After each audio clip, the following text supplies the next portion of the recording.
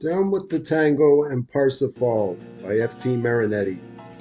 A circular letter to some cosmopolitan women friends who give tango tea dances and who Parsifalize themselves. A year ago, I responded to an investigation being carried out by Gil Blas, exposing the weakening, poisoning effects of the tango. The epidemic of swaying back and forth is gradually spreading worldwide and is threatening to infect all races, turning them into jelly.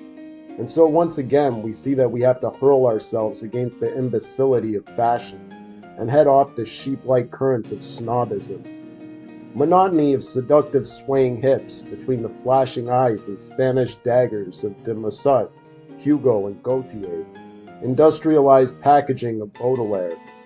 Floors de Mal swaying in the taverns of Jean Lorrain, to be picked up by impotent voyeurs, such as Huysmans, or by inverts like Oscar Wilde. The last manic yearnings of a sentimental, decadent, paralyzing romanticism for the cardboard cutout femme fatale. Ungainliness of the English and German tangos, mechanized desires and jerking by bones in evening suits that do not know how to express their sensibilities. Copied from the Parisian and Italian tangos, mollusks and pears, wild felianity of the Argentine race, only to arrive at a stupidly domesticated, drugged, and tarted up version of it. Possessing a woman isn't rubbing yourself up against her, but penetrating her, barbarian. One knee between her thighs? Come on, you need two, barbarian. Fine, yes, we are barbarians. Down with the tango and its cadence smooths.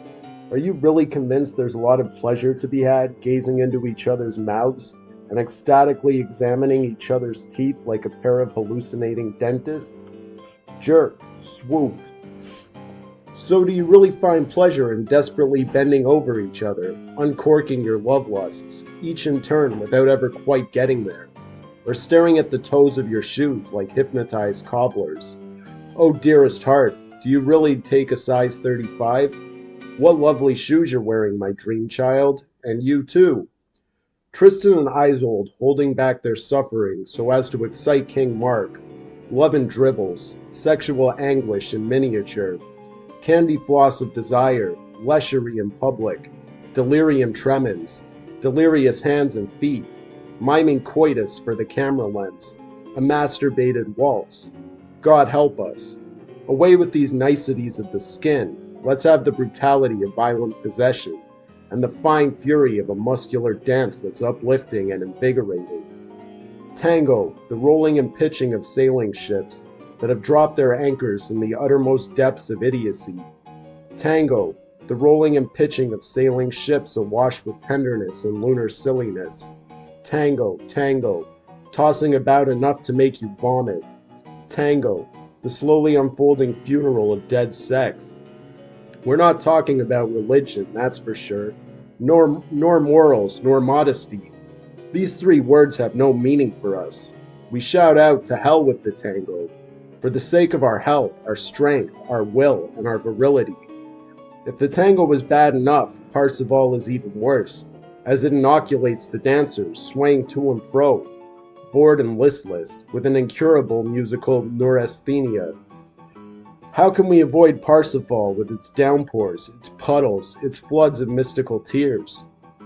Parsifal is a systematic devaluation of life, a factory cooperative of sadness and despair, tuneless stretching and straining for weak stomachs, poor digestion and heavy breathing of 40-year-old virgins, whining of flabby and constipated old priests, wholesaling and retailing of bad consciences, and a stylish effeminacy for snobs, blood deficiency, feebleness of the loins, hysteria, anemia, and green sickness, prostration, brutalization, and violation of mankind, ridiculous scraping of failed mutilated notes, snoring of drunken organs sprawling in the vomit of foul-tasting leitmotifs, false tears and pearls flaunted by a Mary Magdalene, with a plunging neckline more suited to maxims, polyphonic pus from amphoratas festering scabs, worn-out wailings of the night of the Holy Grail,